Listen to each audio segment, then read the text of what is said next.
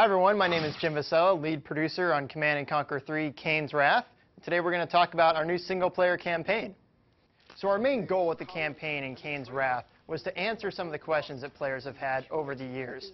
So our campaign actually spans 20 years of the Tiberium Universe timeline, going from the end of the Second Tiberium War through the events of CnC 3 and also beyond in the storyline. We'll be answering a lot of questions such as what happened to Cabal, what happened to Slavic, and also how did Kane resurrect himself back to power.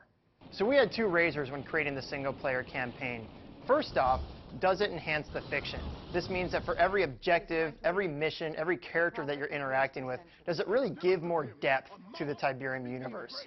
And second, does it cater to the fast, fluid, and fun gameplay that's a staple of the Command & Conquer games?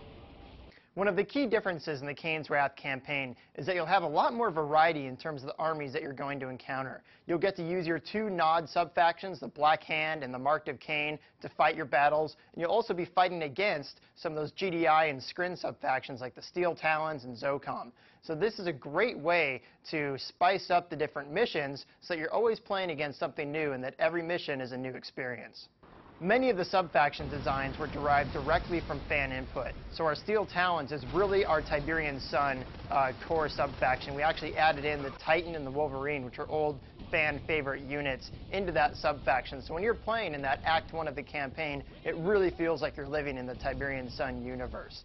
Fans have also demanded more Kane. So as you go through the single-player storyline, you'll be interacting with Kane on a more personal level and helping him to rise back to power and restore the Brotherhood. Throughout the campaign, we really encourage players to use unit customization and combination. We have several new weapons, like the Reckoner, that can be combined with infantry to gain new abilities and new powers. We also have our new epic units that are introduced in the campaign. These are devastating new weapons that can be combined with infantry, upgraded with new abilities, and lay waste to enemy bases. We feel that these epic units are really going to open up the strategy throughout the campaign. Get ready to unleash Kane's Wrath, which will be available in stores on March 26th.